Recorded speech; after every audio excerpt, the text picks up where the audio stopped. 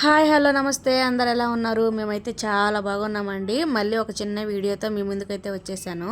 మేము washing machine కొన్న కొత్తల్లో ఒక ప్రాబ్లం అయితే ఫేస్ చేసామండి. నేను వాషింగ్ మిషన్ సెల్ఫ్ క్లీనింగ్ చేసినప్పుడు బట్టలకి వేసే లిక్విడే వేసానండి. నేను లిక్విడ్ వేసి స్టార్ట్ చేశాను. చేసిన ఒక 10 మినిట్స్కి నురుగు రావడం స్టార్ట్ అయ్యిందండి. మనం లిక్విడ్ వేస్తాం కదా, అక్కడే ఎక్కువగా నురుగు రావడం స్టార్ట్ అయ్యింది.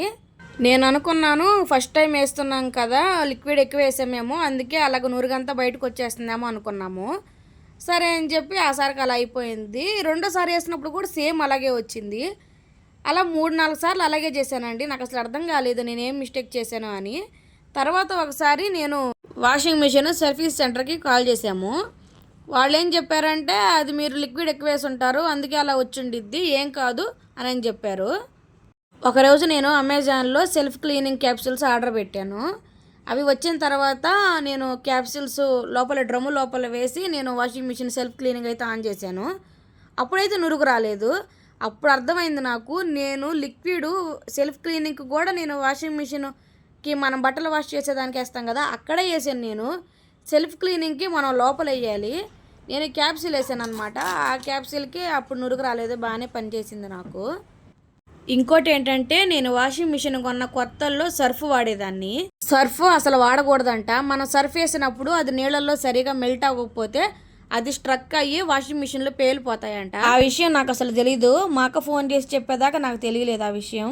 నాకైతే చాలా భయం వేసింది. ఇంకా దెబ్బతోటి ఆపేసి ఇంక ఇమీడియట్లీ డీమార్ట్కి వెళ్ళి నేను లిక్విడ్ అయితే కొనుక్కొచ్చాను. అప్పటి నుండి నేను లిక్విడే వాడుతున్నానండి. ప్రతి నెల నేను సెల్ఫ్ క్లీనింగ్కి వేస్తాను. ప్రతి ఒక్కళ్ళు ఖచ్చితంగా ప్రతి నెల సెల్ఫ్ క్లీనింగ్ వేయాలండి. అలాగే ఎవరైనా సర్ఫ్ వాడుతుంటే సర్ఫ్ అవాయిడ్ చేసి లిక్విడ్ వాడండి. ఈ విషయం చాలా మందికి తెలిసే ఉండిద్ది. నేను తెలియని వాళ్ళకి మాత్రమే చెప్తున్నానండి. ఎందుకంటే రీసెంట్గానే నాకు కూడా తెలిసిందనమాట. నాలాంటి వాళ్ళు ఎవరైనా ఉంటే తెలుసుకుంటారని చెప్తున్నాను. అలాగే ఇంకొక విషయం అండి, మనం కూలర్లు కొన్నప్పుడు కూలర్లో నీళ్లు వేసి పెడతాం కదా, నీళ్లు ఎక్కువ రోజులు స్టోర్ చేయకూడదు. 2 రోజుల కంటే ఎక్కువ ఉంచకూడదు. నీళ్ళు అనేది బయటకు వదిలేయాలి. నీళ్లు అలాగే ఉండిపోతే లోపల పాచిపట్టి స్మెల్ రావడం స్టార్ట్ అవుతుందండి. మనం ఏం చేస్తామంటే, ఒకసారి ఫుల్గా నీళ్లు పట్టేసి అవి అయిపోయేదాకా వాడుతూనే ఉంటాము. అలా అసలు వాడకూడదు. నీళ్లు చేంజ్ చేస్తూ ఉండాలి. చాలా మంది కూలర్లో నుండి స్మెల్ వస్తుందని చెప్పి రకరకాల లిక్విడ్లు వేస్తుంటారండి. దయచేసి అలాంటివి వేయకూడదు.